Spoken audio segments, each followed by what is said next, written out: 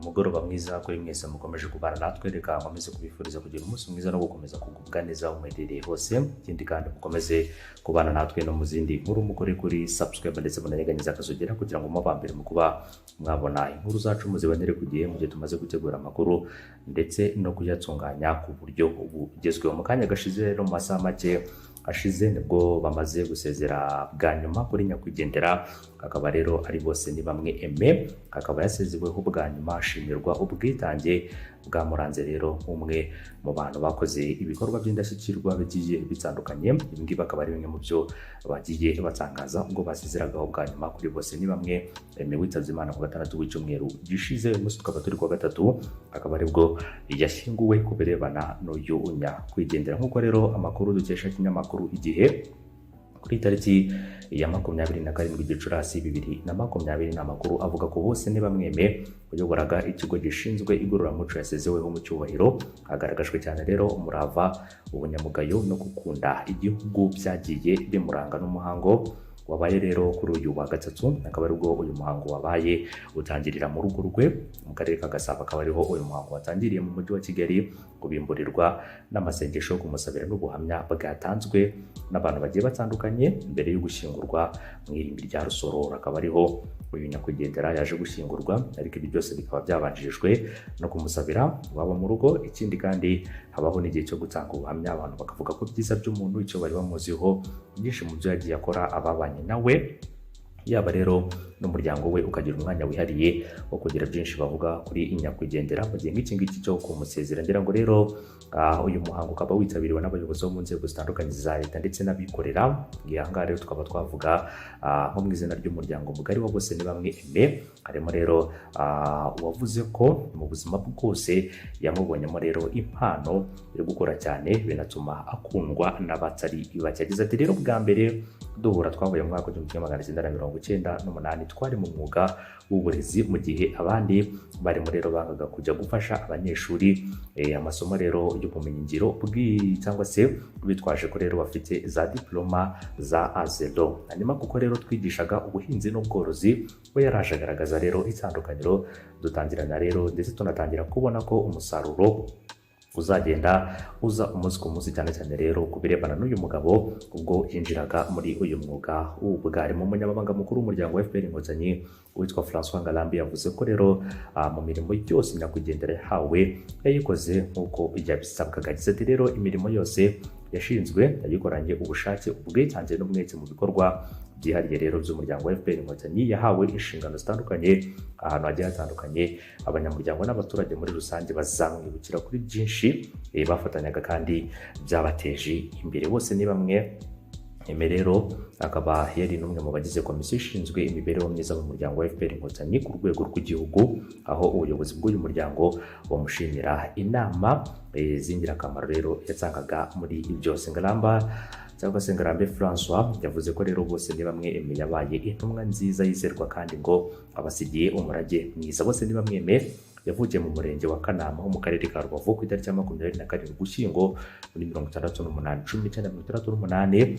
Amashuri abanza n'ayisumbuye na kaminuza yabyigiye muri Repubulika Iharanira Demokarasi ya Kongo. Uyu mugabo rero aho ngaho hose akaba yaragiye hakuye mu bumenyi, yaba icyiciro cya kabiri cya kaminuza mu bijyanye rero n'ikoranabuhanga mu buhinzi, yakuye muri kaminuza ya Kisangani ho muri Repubulika Iharanira Demokarasi ya Kongo. Uyu mugabo rero mwibutse ko muri 1996 yabaye umwarimu mu kigo cy'ishuri cya Yave Gisovu. Ni hagati rero yo mu mwaka w'1999 kugera mu mwaka w'2000, akaba yarakomeje akazi ko kwigisha muri Yave Gitwe kuva rero mu mwaka w'2000 kugera muri 2002. Bosenibamwe yabaye umunyamabanga nshingwabikorwa w'umurenge wa Rukira, aho rero yahavuye yerekeza muri Minisiteri y'Ubuhinzi n'Ubworozi, ahamara imyaka yose igera kuri 3. Ikindi kandi hagati ya 2005 na 2006 yabaye umunyamabanga nshingwabikorwa w'Iyari rero intara ya Kiwungo, aho yavuye ajya kuba umuyobozi ushinzwe igenamigambi mu karere ka Nyagatare kuva rero ku itariki ya 1 Werurwe 2006 na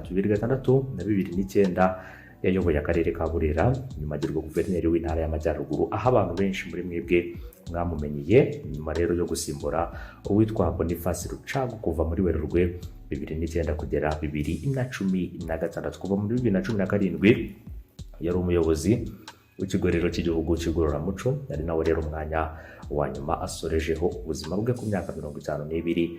Bosenibamwe akaba asize umuryango w'umugore n'abana bagera kuri 5 b'abakobwa. Ngira ngo rero aya ni amafoto agiye atandukanye urimo uragenda ukurikira muri iyi nkuru yacu. Ni amafoto agaragaza rero ibihe byaranze uyu munsi wo gusezera bwa nyuma kuri nyakwigendera Bosenibamwe n'abanyacyubahiro benshi bagiye batandukanye bamuherekeje nk'umunyamabanga wa leta muri minisiteri y'umuco n'urubyiruko bamurike Dore yarahari, François Ngarambe nk'uko nabivuze, akaba rero ari umunyamabanga mukuru w'umuryango wa FPR Inkotanyi, nawe yavuze ku mirimo yose nyakwigendera yahawe ndetse ko yanayikoze neza. Hari n'abandi banyacyubahiro benshi rero barimo n'uwahoze ari guverineri w'intara y'Amajyaruguru Gatabazi Jean Marie Vianney, unaheruka gusaba imbabazi umukuru w'igihugu, akamusaba imbabazi rero ubwo rero yaramaze gusezererwa ku mirimo ku birebana na Gatabazi Jean Marie Vianney, nawe rero akaba yari mu basezeye bwa nyuma kuri Bosenibamwe mu cyubahiro. Ngira ngo rero umugore wa nyakwigendera yitwa Kakoze Gloriose Sifa, umufasha wa Bosenibamwe.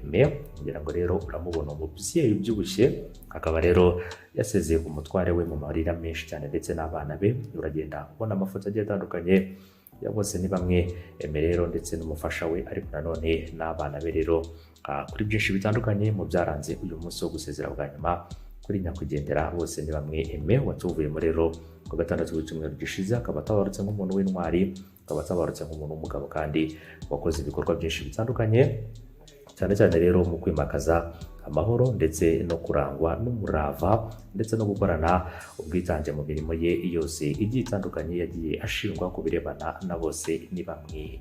Uyu munsi rero yasezeweho bwa nyuma ndetse hanatangazwa byinshi bigiye bitandukanye ku buhamya, cyane cyane ku muntu uwo ari we wese uba witabye Imana. Urabizi ko rero hari byinshi bitangazwa ndetse rero no kumusezeraho kwa nyuma bikaba byabaye hakurikijwe rero gahunda yo kuba abantu basiga intera ya metero ndetse no gukomeza kwirinda icyorezo cya COVID-19. Ngira ngo rero mu bamusezeho bwa nyuma harimo nabo mu muryango we, bakaba rero ari bamwe mu bamuherekeje mu cyubahiro kuri uyu munsi wo kumusezeraho bwa nyuma. Ngira ngo rero ku munsi w'ejo nanone hasezeweho bwa nyuma uwitwa Nyirinkindi rero, akaba rero nawe ari umwe mu bantu bakomeye cyane ndetse yari na kapiteni, cyane cyane ku birebana n'abafashije igihugu mu rugamba rero rwo kubohora igihugu. Akaba ari umwe mu babanye n'ingabo zari za RPA, cyane cyane rero mu rugamba rwo kubohora igihugu, nawe akaba yarasezeweho bwa nyuma ku munsi w'ejo. Mu minsi ishize nanone tukaba duherutse gusezeraho bwa nyuma Profeseri Laurent Nkusi,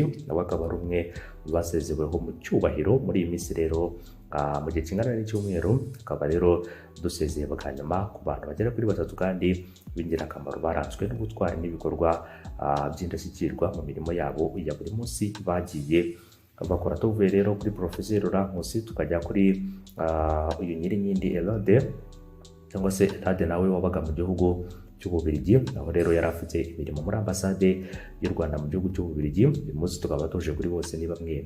Aba ni abantu bagiye bakora ibikorwa by'indashyikirwa kandi ni abantu baranzwe n'ubutwari ndetse n'ubunyangamugayo muri gahunda zabo zigiye zitandukanye. Ndabashimiye cyane, namwe rero mukomeze murangwe n'ubutwari, mukomeze kuba abantu b'abagabo kandi mukomeze kwitwararika muri gahunda nyinshi zigiye zitandukanye. Mukomeze rero kuba abantu b'indashyikirwa, ikindi kandi mukomeze kurangwa n'ibikorwa by'umutima mwiza, mukomeze kugira umutima ufasha, mukomeze kugira umutima wa kimuntu, umutima wa kivandimwe, umutima utuma rero buri muntu uwo ari we wese yumva anyuzwe kandi akumva ko akwiye rero kuba yaba ishema mu bandi, akumva ko akwiye guharanira icyatuma iterambere ry'abandi nawe ribirye, akumva ko rero akwiye kubaka sosiyete mu buryo ubwo ari bwo bwose. Ibyo ngibyo rero ni bimwe mu bikwiye gushingirwaho kugira ngo rero umuntu akomeze gukora ibikorwa bitandukanye kandi akomeze kwiyubaka muri gahunda zigiye zitandukanye ndetse n'ibindi bikorwa byinshi bigiye bitandukanye. Reka rero mbifurize gukomeza kugira umunsi mwiza no gukomeza kugubwa neza kuri mwese mukomeje kubana natwe, mukomeze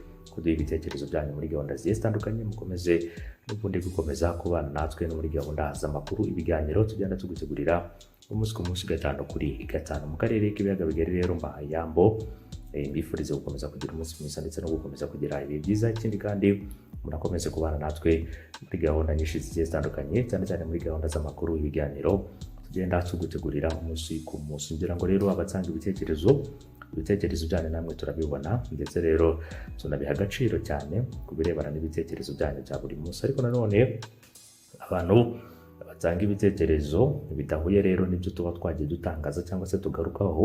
Umuntu ufata umwanya we akaza gutugana, agafata umwanya we akaza kuvuga rero ibidakwiye, ubu ngubu rero reka tuvuge ko nta mugisha hawe kuri channel ya M24 TV. Tuvuge ko rero ubu ngubu nta mugisha hawe. Abafite umugisha rero ni abantu bakora ibikorwa byiza, kandi ni abantu bakora ibikorwa byishimirwa na buri muntu uwo ari we wese, kandi n'Imana ikabiha umugisha, kubera ko tuba twafashe umwanya wacu wo gukorera amakuru agiye atandukanye kugira ngo mubashe kuyakurikira ndetse muyakurikire mu buryo bwiza kandi bugezweho. Umunsi mwiza kuri mwese, bye bye. Inkuru zacu nakagaruka, mugire ibihe byiza.